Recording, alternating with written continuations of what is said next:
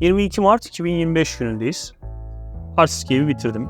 Tüm ağaç ve taş kombinasyonunu sağlamlaştırdım. Şimdi akvaryum kum ve altı zemininde güçlü bir biyolojik filtrasyon oluşumu için gerekli malzemeleri tanka ekliyorum. Bu malzemeler Ada firmasının 3 temel zemin malzemesi olan Tourmaline BC, Bacterius ve Clear Super ürünleri.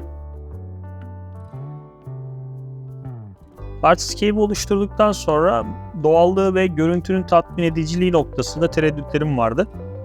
Bunun için elimde kalan dallardan ufak parçalar kırarak tasarımın bazı kısımlarında ekleme, çıkıntı gibi işlemler, bazı kısımlarında da kalınlaştırmalar yaptım. An itibariyle elde ettiğim görüntüden daha memnunum. Bu işlemlerden sonra ortaya çıkan görünüm çok daha tok ve göze hoş gelen bir hal aldı.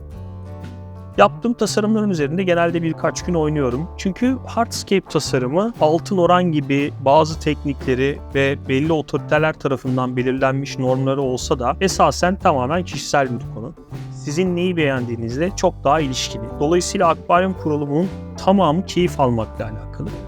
Tüm sürecin sizi mutlu ediyor olması en büyük kriter bana göre. Ancak yaptığınız tasarımı olabildiğince sağlamlaştırmak çok önemli. Çünkü içeride sürekli bir değişim ve dönüşüm olacak. Bitkiler büyüyecek, budama gerekecek, kum ya da toprakla ilgilenmek gereken durumlar olacak ve bu da sürekli tankın içinde yapılacak çalışmalar demek. Özellikle ağaçların yapıştırma işleminde sağlamlaştırmayı iyi yapmazsak ileride ufak tefek krizlere sebep olacak durumlar yaşanabilir. Bunlar tecrübelerimize sabit konular.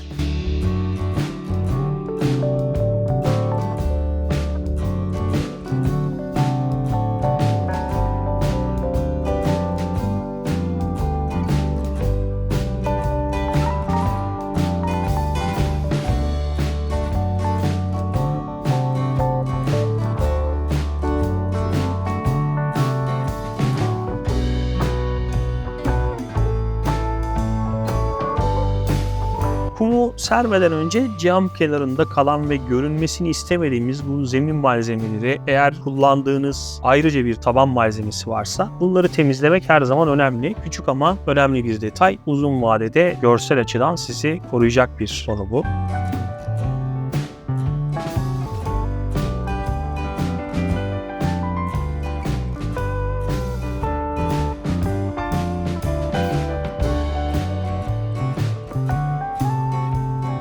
Kumu eklemeye başlıyorum artık akvaryuma. Bu akvaryumda sadece arka planda kökten beslenen ve az da olsa aktif toprak ihtiyacı olabilecek Crypto ve Echinodorus bitkilerim olacak. Ancak ön planda herhangi bir kök bitki kullanmayacağım. Kriptolar içinde aslında aktif toprak olmazsa olmaz bir şey değil. Bu bitkiler düşük gereksinimli ve basit dip gübreleriyle kök tutunumunu sağlayabilecek bir zemin oluşturursanız gayet güzel büyüyorlar. Dolayısıyla ön planda sadece kum olacak. Çünkü ön planda kullanacağım bitkilerin hemen tamamı Anubias ve Bucephalandra gibi rizomdan beslenen bitkiler olacak. Sıvı gübre desteği, karbondioksit desteği ve uygun ışıkla bu bitkiler zaten çok rahat bir şekilde gelişip büyüyebiliyorlar. Bu tankta Bucephalandra, Anubias, Lotus, Echinodorus, Cryptocorin bitkileri dışında başka bir bitki kullanmayı düşünmüyorum.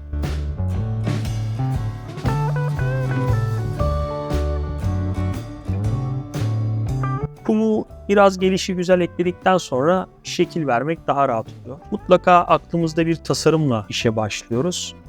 Ancak doğada da olduğu gibi içeride canlı hayatı ve bitki gelişimi başladıktan sonra kendiliğinden bir değişim yaşanmaya başlıyor. Nasıl ki doğada sular yükselip alçalıyorsa, bazen yüksek debili su gelip nehir içerisinde veya göl içerisinde değişimlere sebep oluyorsa, yine o habitatta yaşayan canlılar kendi fizyolojilerine uygun değişimler yapıyorsa, akvaryumlarda da durum aslında birebir bu şekilde. Zaten bu hobiyi bizim için en çekici ve etkileyici kılan yanı da bu.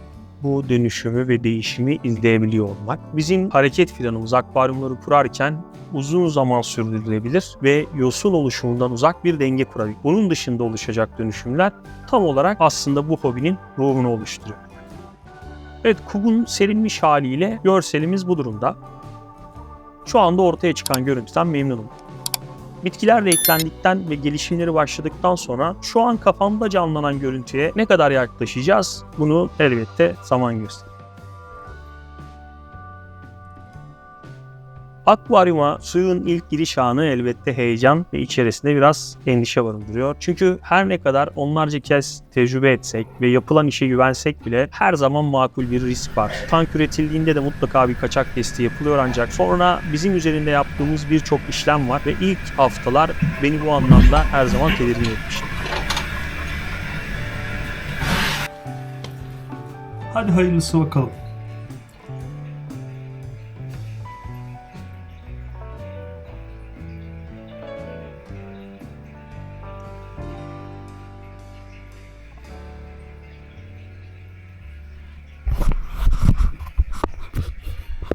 Yani size suyun geldiği yeri tekrar göstereyim. Şu duvarın arkasında sistem. Bakın suyumuz şurada.